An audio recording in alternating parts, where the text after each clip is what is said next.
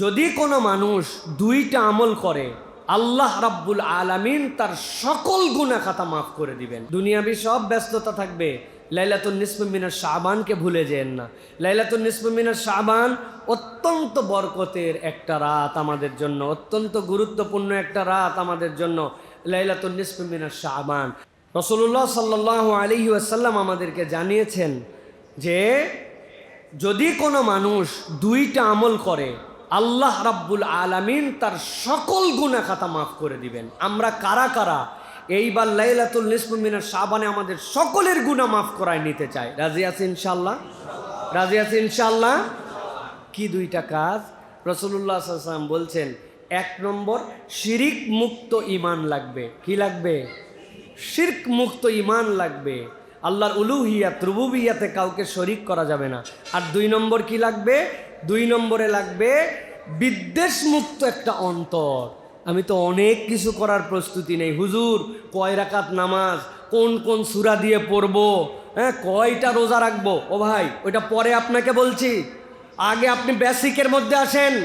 আগে আপনি নাম নিবন্ধিত করেন। আপনার নামই নিবন্ধিত নাই, আপনি এখনো ভোটার আইডি কার্ডই পান নাই, আপনি ভোটার হওয়ার বয়সে অর্জন করেন নাই। আপনি চিন্তায় আসেন কারে ভোট দিবেন আর কারে না দিবেন। আপনাকে লাইন মতো আসেন। আপনি আগে এক লোক শুয়ে আছে হচ্ছে ওই কি বলে পঙ্গু হাসপাতালে, এই লোকের যদি বলেন রোজা রাখা লাগবে, ডাক্তার বলছে আগামী 1 বছর আপনার রোজা তো দূরের কথা, প্রত্যেক 2 ঘন্টা পর পর আপনারে খাওয়া লাগবে। হ্যাঁ, রোজা কেমনে রাখবে? আরেকজনের ঠ্যাং ভেঙে গেছে, কায়েত হয়ে শুয়ে আছে, ও নিজে শুয়েই থাকতে পারে না, ওরে যদি বলেন আপনি নামাজ পড়া লাগবে এই সূরা দিও, কেমনে পারবে? আল্লাহর দিন আল্লাহ কঠিন করেন নাই, আল্লাহকে বেসিক বলেছেন। 1 নম্বর মুশরিক, 2 নম্বর মুশাহিন। শিরিক বাদ দাও, অন্তরকে পবিত্র করো।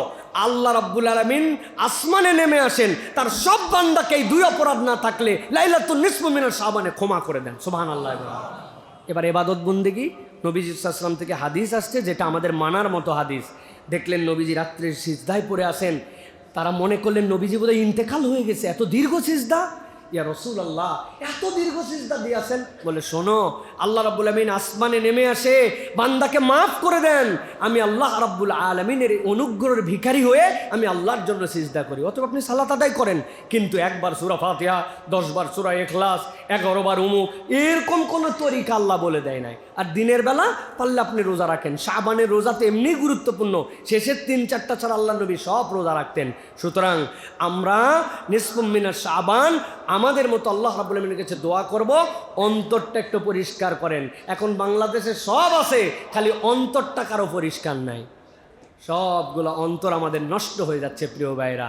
আমাদের বিভিন্ন কারণে আমরা বিদ্বেষী হয়ে যাচ্ছে একজনের উপর আরেকজন। এই জন্য আল্লাহ আমাদেরকে এই আমলটা করার জন্য তৌফিক দান করেন।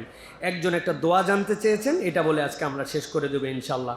সেটি হচ্ছে যে এমন একটা দোয়া, যেই দোয়ার ব্যাপারে রাসূলুল্লাহ সাল্লাল্লাহু আলাইহি ওয়াসাল্লাম আমাদেরকে জানিয়েছেন যে এটা আমরা সিজদাতেও করতে পারি, এটা আমরা সব সময়ের জন্য করতে পারি। এমন কতগুলো দোয়া আছে যেই দোয়াগুলো আমাদের জন্য খুব জরুরি। তার মধ্যে একটা হচ্ছে আল্লাহুম্মা ইন্নী আসআলুকাল হুদা ওয়াত তুকা ওয়াল আফাফা ওয়াল গিনা।